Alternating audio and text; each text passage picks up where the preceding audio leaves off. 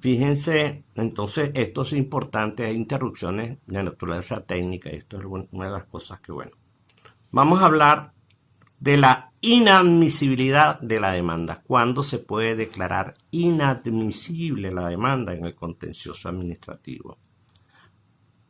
Allí le señala una variedad de causas. Por supuesto, volvamos al elemento preinstruccional. Y bueno, la primera es la caducidad de la acción. No es la acción, es la pretensión. Pero bueno. Luego hay que hacer mención en ese artículo 35, yo siempre me detengo allí, es importante hacerlo. Me dice el ordinal sexto, la existencia de conceptos irrespetuosos. Ustedes se tienen que auxiliar allí con el Código de Procedimiento Civil y ahí están los elementos como el juez debe actuar.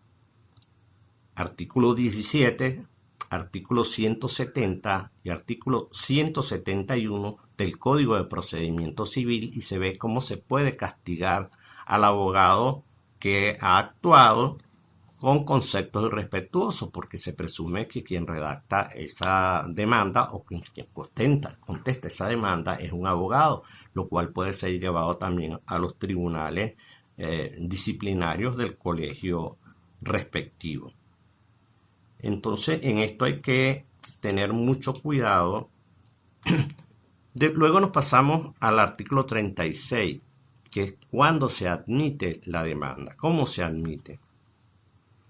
Por supuesto, el tribunal debe ver si el demandante no ha incurrido en las causales de inadmisibilidad contenidos en el artículo 35 de la ley.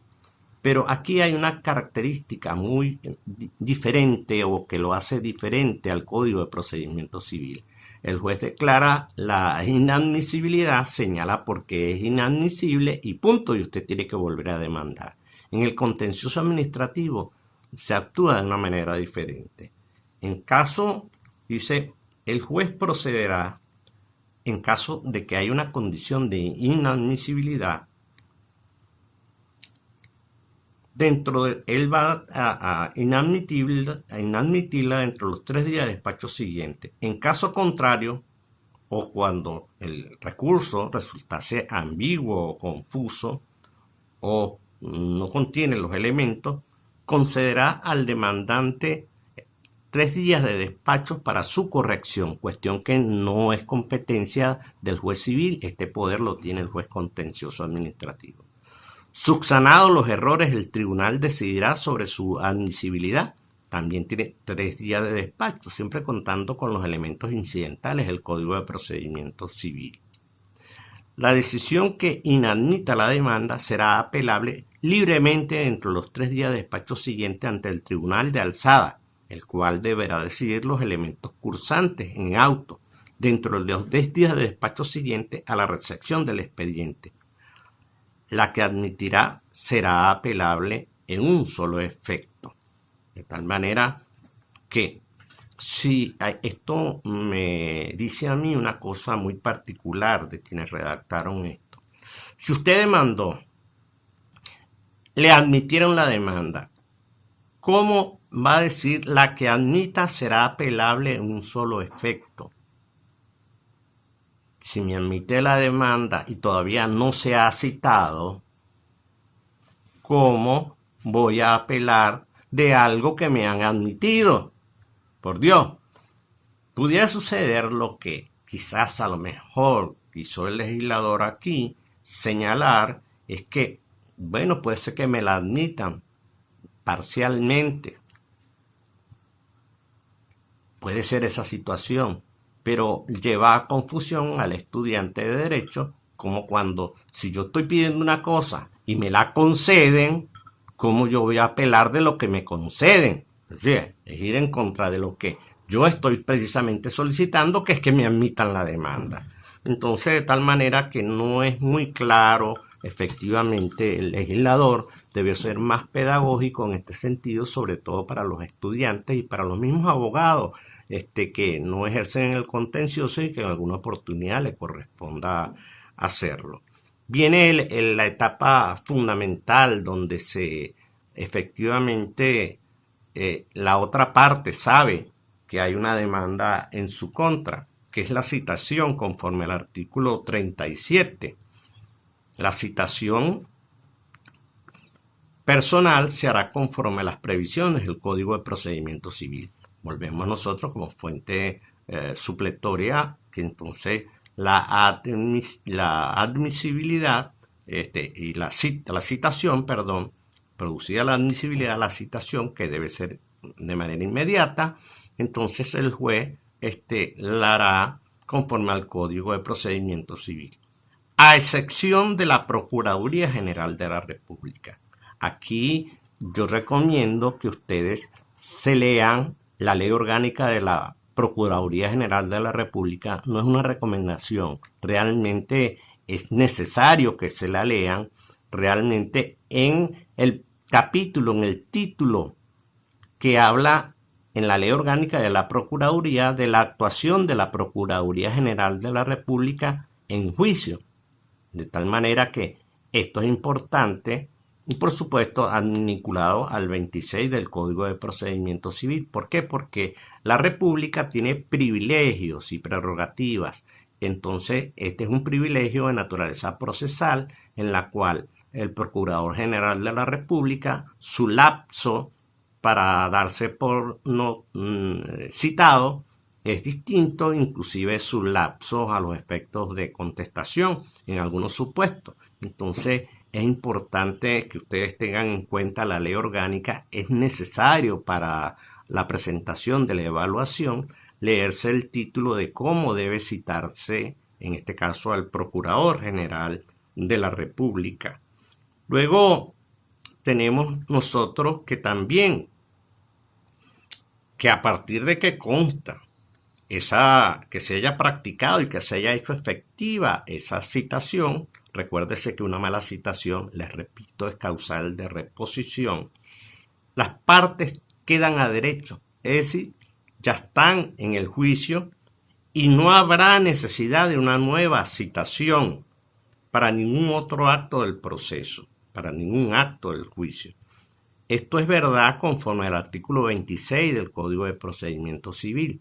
Pero no deben olvidarse el artículo 416 en el caso de las posiciones juradas, en la cual es necesario, aun cuando las partes están a derecho, para que usted pueda pedir, para pedir, cuando usted pide las posiciones juradas de la otra parte, por supuesto, ustedes saben que también quien la pide está obligada a absolverla también, entonces debe ser citado personalmente de la misma manera. Esta es una excepción al artículo 26 y al propio artículo 37 de la Ley Orgánica de la Jurisdicción Contenciosa Administrativa.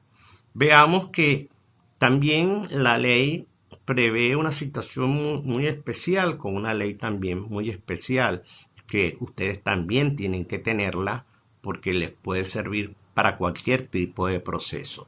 Y máximo en estas situaciones de pandemia, en la cual la jurisdicción y el Tribunal Supremo de Justicia ha utilizado elementos de naturaleza electrónica.